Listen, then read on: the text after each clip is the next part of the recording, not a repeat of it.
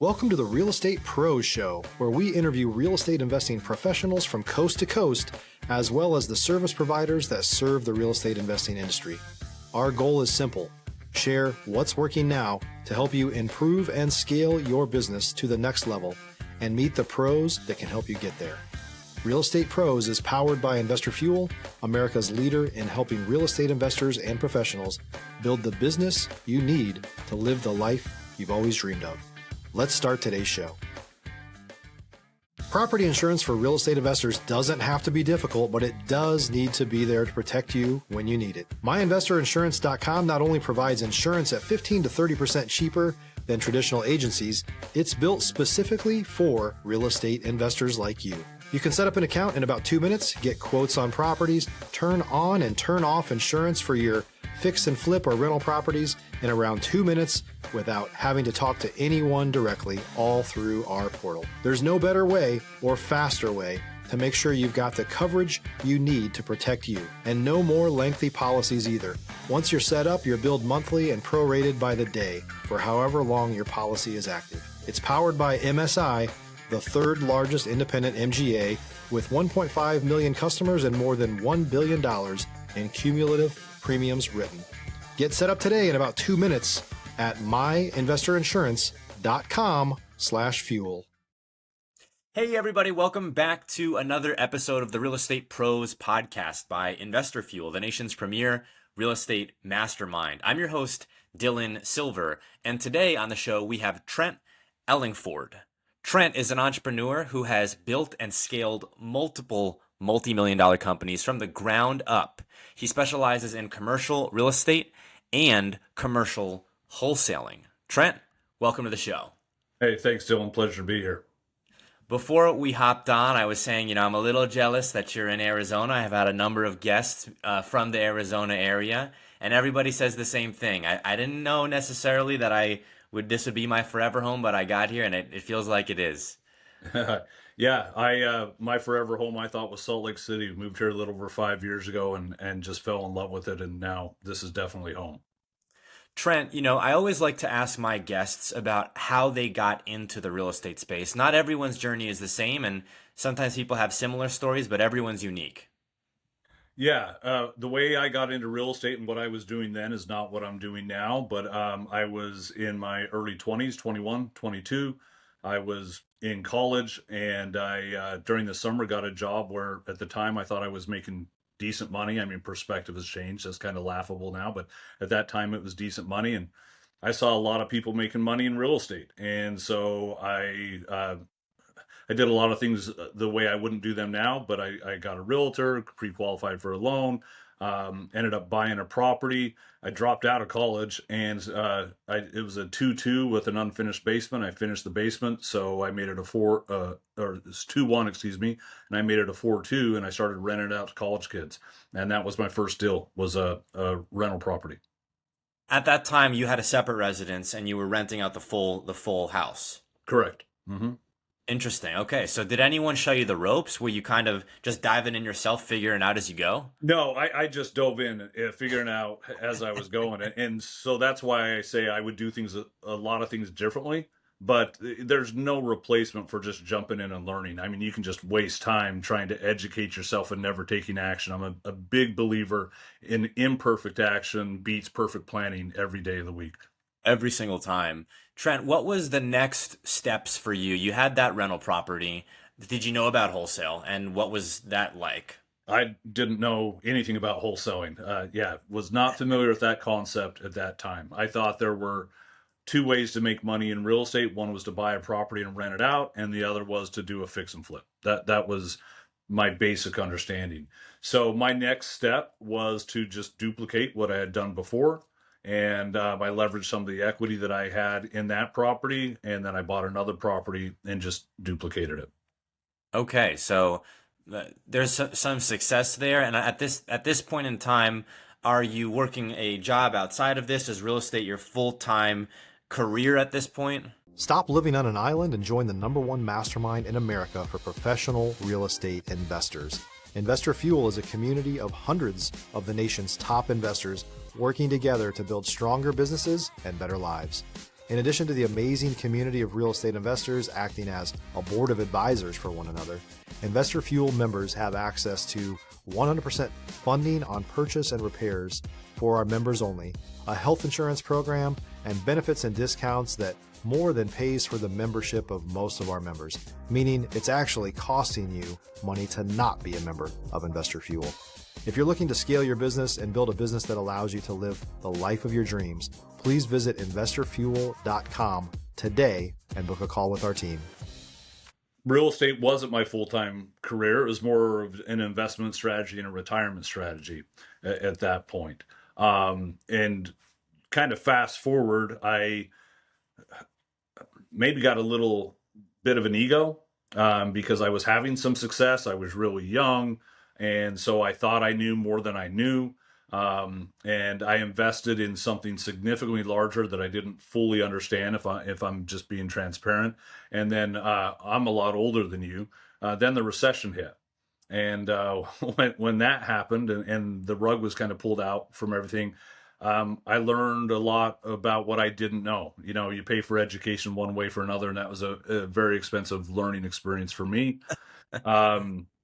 But I learned a ton, and I learned what not to do the next time around and how to better prepare myself to capitalize on opportunities, because had I positioned myself differently, that was the best time to be buying, right? I should have been buying like crazy. And so learned a ton, kept my head above water, survived, came out of that, stayed in real estate, but wasn't full foot on the gas pedal, I guess I should say, because I was still working another job, and my career started to take off, and I started making really good money. And I always say that when you're comfortable, that complacency, it breeds mediocrity, right? Because you don't have to do more. I had good income. I had a nice house. I had nice cars. My family and I, we took vacations. Like we had a very comfortable lifestyle, and you should always have your foot on the gas pedal and be going. But kind of fast forward, I reached a point as my family grew. I have 4 daughters. I was traveling a ton for work. So even though the money was good, it wasn't providing what I wanted, which was time with those that were important to me, and freedom and control. And that's when I decided I needed to go all in on real estate. And it wasn't a lateral move. I'll just put it that way, because it was a learning. So that was tough, right? You know, to go from a certain lifestyle and then have to pull back. And I started a business to generate additional income, which the first one I started didn't work. Actually lost money on it. And so, you know, I just really think that when you go through those things, they're preparing you to be the person you need to be to get to where you want to be. Right. So it's really never a straight line, but if you're putting one foot in front of the other, the pieces are going to fall together. And so don't be scared. If you're just sitting where you're comfortable, you're never going to grow. And anyway, fast forward, and we can talk a little bit more about it now. I never would have guessed I'm doing what I'm doing now, but now that I'm doing, I can't imagine doing anything else. The freedom that it provides is incredible. And being able to dictate your own schedule, you really understand the time, the value of time when you are able to control your own schedule. And I think most people, that's appealing to them. But then when you actually get a taste of it, it's kind of remarkable that there was any other way. But Trent, going from that space where you had an established career and you had your rental properties, but weren't involved in wholesale, to then being a full-time wholesaler, how was that process and how did it come about? So I was introduced to a gentleman here who's a mentor. He's a good friend of mine here in Phoenix, Arizona. And that's kind of how I ended up here. And I flew out here to see his model, and he's very active in the commercial real estate space. Now, at this point, I now understand what wholesaling is. I'm not a wholesaler, but conceptually, I get what it is. And I knew several residential wholesalers. I'd actually wholesale the residential property because it was too far for me. I didn't want to keep it as a rental, so I flipped the paper to another investor. But I was not a wholesaler by any means. And then I met a gentleman here in Phoenix and saw his market in commercial. And for me, that was kind of like an aha moment. Like, holy, like what you're doing is not more difficult really than what I'm doing, but the upside is disproportionately larger. And so I should be doing this. And so we partnered on a couple different ventures. That's what eventually led me to Phoenix, because I felt like I was coming out here all the time. And so I convinced my wife and daughters to move here for a year. That was the agreement. And if you ask my wife, in her mind, it was a year-long vacation in Phoenix, and then we were going to move back home. Where was But home? Salt Lake City. Well, That's right. home's Phoenix now. Yeah, Phoenix is home now. But yeah, we're still here. We fell in love with it. But so I learned that model, and that was my focus at that point. But here's where the wholesaling piece really took off, or how it started. If you're looking for consistent, high-quality leads, look no further than Investor Machine. Investor Machine isn't just another agency, it's the most sophisticated, data-driven lead generation company on the planet for real estate investors, and serves the role of being not just a lead generator for your business, but a marketing partner that is helping you achieve your goals along the way. Go to investormachine.com to learn more and schedule a call with our team today.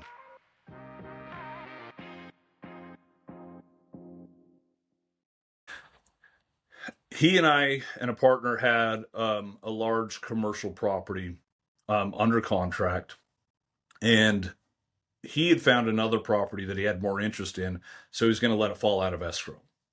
And I'm looking at it, I'm like, okay, I get it, but this is still a deal. It's a deal for somebody, if we're not going to buy it. And he said, well, we've got 7 days until the money goes hard. So we got to pull the earnest money in with 7 days. So if you find a buyer for it, cool. If not, we're going to pull the plug. And so again, when pressure's on you, you figure stuff out. And I had no idea what I was doing. But I found a buyer, was able to put that deal together, got a purchase agreement, an assignment contract agreement signed. And that was the first deal. We signed that commercial contract for multiple six figures. And that was the next aha moment. It's like, why did I never put together the concept of wholesaling with commercial real estate? I've never heard anybody talk about this. Yeah, I me don't know if neither. anybody's out there doing it. And so then the question for me was, can I duplicate this? Can I systemize it and compartmentalize the steps so I can get more predictable results and do it again and do it again? And that just became my focus. How did you find that first buyer, Trent? Through social media and networking and just making some phone calls, and like we found somebody that had interest, and they flew out from California, walked the property, then their partners came in, walked the property. And there's a little to it, me too, working, because they were going to do a conversion and convert it to multifamily, and seeing if the city was going to work with them and give them the approval they need, getting the seller to give them the time frame they needed to get the permitting and the zoning change. But again, it's just jumping in and kind of building a plane while it's in the air, not having all the answers. It's taking the steps and saying, okay, and then figuring it out. One of the biggest things, Trent, that I've noticed about the real estate space, I've been in real estate since July of 2023, so a year and a half, almost 2 years now. If you're in real estate over decades, you're a problem solver. You're a problem solver. That's basically your biggest skill set, I feel, as a real estate investor.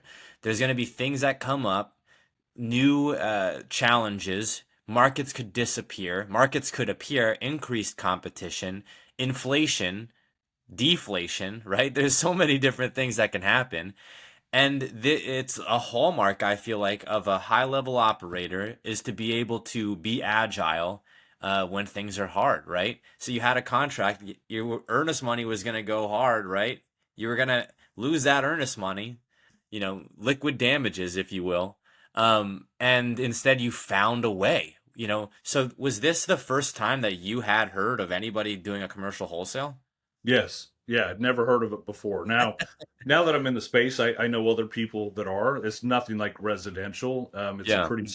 pretty small space. I see new people jumping in and trying, which great credit to you. You should try. I mean, that's how it happened for me. But they're a lot of times they're operating kind of amateurish. It is a different space. It is a little more sophisticated. Conceptually, it's the same steps, but there's a little bit more to it. But if you're what that does is it weeds a lot of people out. Yeah. And for those who are willing to just put their head down and learn it, well, the upside's significant. But I couldn't agree with you more. Like I agree with you 100%. Like ultimately, we're problem solvers and being adaptable because during the recession, some people got hit hard. Some people created wealth in a very short period of time. When COVID hit, a lot of asset classes were struck really hard, like hotels. Because nobody could travel anymore. They were bleeding money. Office space because everybody is working from home. Yeah. Others were killing, like multifamily and industrial. We're at 98, 99% occupancy in most cities in the country, and cap rates kept getting compressed. So there's always money being made in every fluctuation of the market. It's money's not lost at exchanges hands. And so it's understanding how to identify those opportunities and position yourself on the right side of the opportunity. If you're a new or newer real estate investor looking to launch or grow your real estate investing business, please check out Investor Fuel Club. It's a coaching community, but unlike anything you've ever seen before. And you can actually partner with members of our mastermind from coast to coast on deals right in your market. There's no better opportunity to build a consistent business than to literally partner with pros to help you avoid costly mistakes, avoid the need for capital to do deals, and help you eliminate your fears as you're starting your business. Learn more about Investor Fuel Club at investorfuel.com/club. Money's not lost at exchanges. It's so true. And the industrial space, people probably weren't aware just how much that expanded. I mean, you have to think these COVID masks and all the things that people were purchasing from home had to be stored somewhere. And you saw how whatever percentage X increase in the amount of people purchasing from home. So these items were indeed stored somewhere. And then, where were they stored? Industrial facilities, right? So when you're in the commercial space at that point in time, are you now shifting maybe away from, let's just say, business complexes where people were not there to then industrial? I have done industrial. It's not a primary focus. It's a vertical that I want to give a little more intention now as we've stabilized some others to build out because there's huge demand and huge opportunity there. Where things really started to kind of take off was during COVID. Yeah. Because I just talked about it, hotels and office space getting hit hard. Well, commercial real estate values based on income, not comps, right? So the more income it generates to the bottom line, to the NOI, back into a cap rate, that's the value of the property. Well, some of them were vacant for a couple years, and so they couldn't service their debt. They had very little to no income coming in.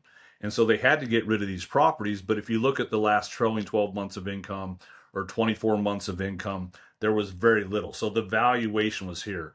And so I was lucky enough, and I say lucky, the harder I work, the luckier I get. Yeah. It happened because I was in the trenches doing it. Lucky enough to be kind of ahead of the curve of hotel conversions to multifamily, because multifamily was the exact opposite. There was not enough affordable housing. So the demand was sky high, which increased the pricing.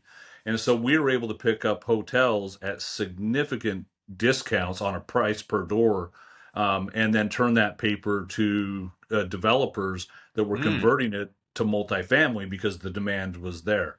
And so things really started to spur there. And markets change. That was my focus at that point, was primarily hotels.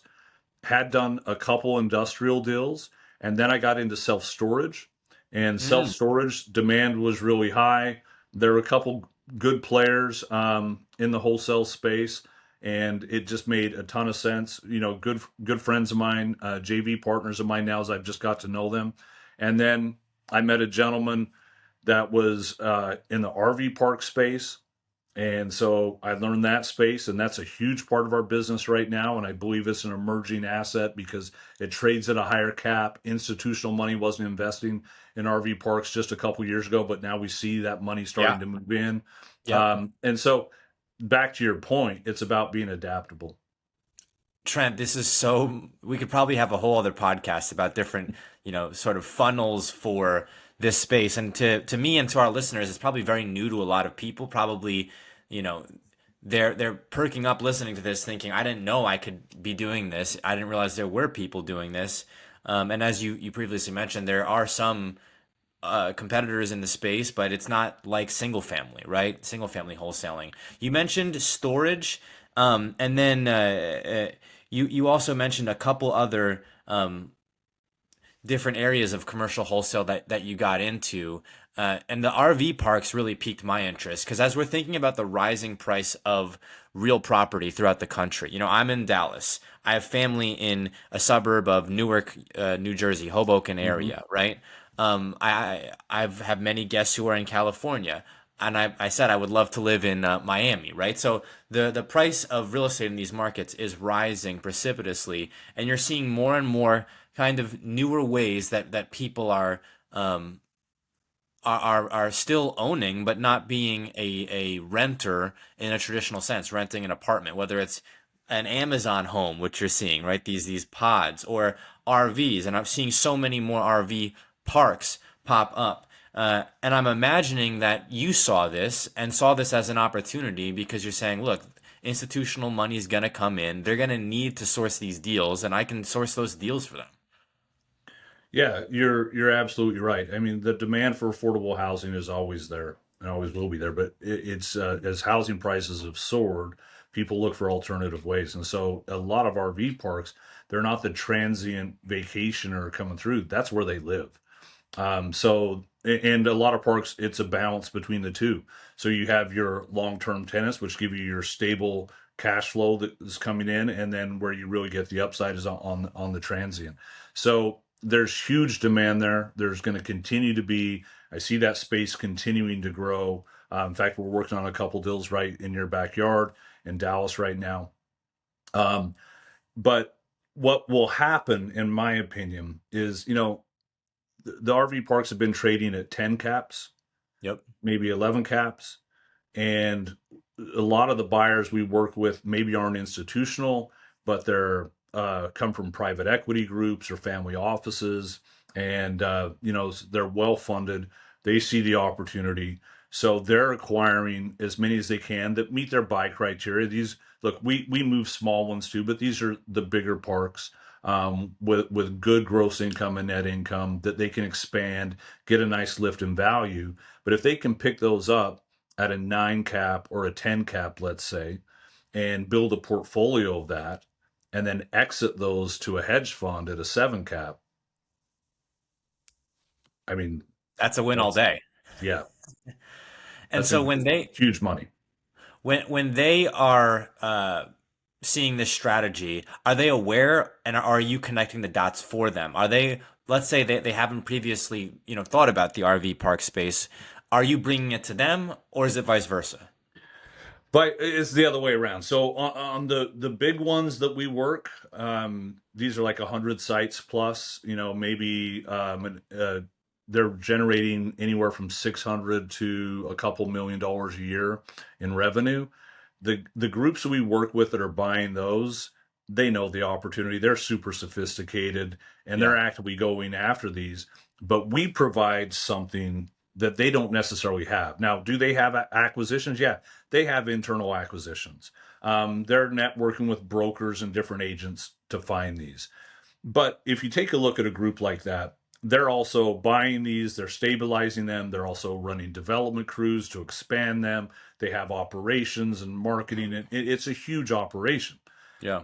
My operation's different. It's hyper focused on one thing, off market acquisition. That's all we do. And because of it, we're really fucking good at it. Like they're they can't do it at what we do. They're impressed at the pricing that we get. Like, how do you get these sellers' heads out of the clouds trying to sell this at a 5.5 cap? How did you Yeah. get it at a 10? Not that I'm going to give them all of my secret sauce because I want that relationship. But my point being is it's a very symbiotic relationship, right? They have that's something I've found some people have a hard time wrapping their heads around. Why would they pay you $400,000 or $500,000 for this property? Yeah. Well, you got to put it into perspective. On a $10 million asset, that barely moves the needle when they're pricing in debt and everything. they would pay that all day long as it pencils for them, so they can get the asset at a price that makes sense and they have a ton of upside. And so we want to give them more deals, but they're asking us, hey, we need more deal flow. What do you have? Now on the other side, we'll work small stuff too. Um, Small stuff is, around that $1 million range. You're not going to build in 400,000 or 500,000 bucks on $1 million, Right. but could you build in 100,000? Yeah, you could. And so you just got to keep that in mind. Once you get into stuff that's like $500,000-600,000, well, you might as well be wholesaling a house at that point, right? Because it's very similar. So Yeah. I like to focus on the big stuff, but the smaller stuff is a great place for people to start. So you learn the language, learn how to have those conversations that'll prepare you for when you start speaking with the more sophisticated sellers. And one other thing you got to keep in mind, you don't have to do, 10 deals a month or Yeah. whatever that is to get your number. It's like, okay, I think for most people, if they really put their head down and did this and did one deal their first year, that could be good money for one person. For other people, it would be life-changing money. Yeah. For a lot of people, it could be more money than they make in an entire year working for somebody else. But what will change is what they've done is they've sharpened their skill set and they've become an expert now in that field, and they build a pipeline. And in this space, it's all about follow up. But when you start, you don't have any follow up. So year Yeah. two, you start to have all these deals that are coming back from 6 months ago, 9 months ago. If somebody now and I'm talking about just working as one individual, not building a team, not scaling, if they can start to do one deal a quarter, they have the freedom and the control that they want in life. They have the financial security that they want. They can build the lifestyle that they want. And yes, you still have to work. You still have to bust your ass, but they do it on their own terms, right? You know, And Trent, when I hear you talk about that, the thing that comes to mind is it's all hard, right? It's all hard. I mentioned before yeah, we hopped on here that I sat for my real estate exam, passed. Will be getting my license here soon, and it wasn't easy. A lot of people fail. This is my experience, right? I'm not where you're at. I'm still trying to get deeds in my name, right? I'm on the beginning portion of the journey here. But when I hear people like you talk, and I hear some of my guests talk, it's like, my journey to get here wasn't easy.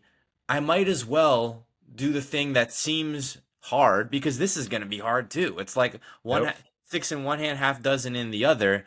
Um, uh, what information is there out there right now for people who are trying to learn about commercial wholesaling? Is there anything? There's not much, and I'll answer that question. I just want to say one thing to what you said because I agree. It's all hard. It's all hard, right? Wholesaling a house, it's going to be tough if you've never done it before, figuring it out. Rental properties, fix and flips, and now you're taking on financial risk as well, so your risk is higher. Look, it's all hard. So if you're going to have to go through a learning curve, my opinion is pick an activity that gives you the highest potential returns. Now, everybody's circumstances are different. Like if you have to have a return in 30 days, wholesaling commercial is not for you. It's Yep. going to take a minute to learn it. It's going to take a minute to get a contract. It's going to take longer to close than a residential property. But once you get one done, I mean, you can start running with it. So there's no right or wrong strategy in real estate. That's the crazy thing about real estate, right? Is Yeah. there's so many different ways to make money. So pick a lane and commit to it and stick to it and don't get distracted by shiny objects. As far as information out there about wholesaling commercial real estate, I don't really know of any. I know other wholesalers that that focus solely on commercial, but they're not selling programs or doing trainings. They don't have YouTube channels. And my information, I'm the only one I know that's really just out there talking about it. I put it Yeah. out on my Instagram channel, which is just my name, Trent Ellingford. And so there's a lot of content out there. I give a lot of times I'll give away scripts that we use, or here's how we find the off-market property. Here's how you get past the gatekeeper. Just the how-tos of it, because I don't have a scarcity mindset. There's enough out there for everybody, and I just strongly believe if I can help somebody get their first deal done, well, we're both going to benefit from that because they're probably going to lean on me for a buyer or for a dispo, so we can JV on that deal. So, yeah, there is information out there, but there's not a ton. One of the follow-ups that I have, Trent, is in some ways, is there, and I don't want to say less regulation, but is there somewhat less scrutiny because, single-family residential wholesale has been outlawed in some states. You have to have a license, so on and so forth. Do you find that commercial wholesale you can do in any market, or is it still kind of like your Texas, your Floridas, these areas, it's better for it? It's 100% less regulated, but I'm not an attorney, so I'm not going to give legal advice. I mean, check with your own legal counsel on what you Yeah. can and can't do. I'll just say this. My understanding is that same regulations don't apply to commercial assets. It's to protect the homeowner, right? Yeah. Because it's different. A homeowner that's maybe in a tough spot, losing their house, they've lost their job, they're in a distressed situation. They're not a sophisticated investor. A commercial seller, it's just a different game. The contracts are different. The protections, the laws that are in place are different. And so, yeah, they're two separate things. Interesting. This has really piqued my interest. And I think a lot of our listeners, I come from the wholesale background. That's how I did my first dozen deals. And it was new to me at the time. And then I got it down and then decided, hey, I'm going to go get my license. And now I'm hearing about commercial wholesale. And I'm thinking, man, can I do that? And I know a lot of our listeners are probably thinking the same. Trent, we are coming up on time here, though. Where can folks go to get a hold of you? The best place is just Instagram. Like I said, it's Trent Ellingford. You can check out my website as well. It's trentellingford.com. And like I said, there's a ton of information, a ton of free information out there that you can get on how to get started. If it resonates with you and it's something that piques your interest, you have interest in, check it out. And I would say the same thing. Again, this is such a new area for me and for probably many of our listeners. Many people are probably going to be Googling, ChatGPTing, and anything else to see what they can do in the commercial wholesale space if it's something that would fit their strategy. But that wraps up another episode of the Real Estate Pros podcast. Trent, thank you for coming on the show today. Yeah, thanks for having me. Thanks for joining us for today's Real Estate Pros Show. You can learn more about the amazing benefits of the Investor Fuel Mastermind community, including surrounding yourself with hundreds of other rock stars, 100% financing for your deals, and members-only discounts from vendors you're likely already using that, as a member of Investor Fuel, will save you more than the cost of your membership. Visit investorfuel.com to learn more. If you're interested in joining us as a guest of this show, please visit investorfuel.com/pros to apply. You can also check the show notes for access to free resources, how to get access to world-class lead generation, and much more. Don't forget to subscribe so you never miss another episode. Have a great day. We'll see you on the next show.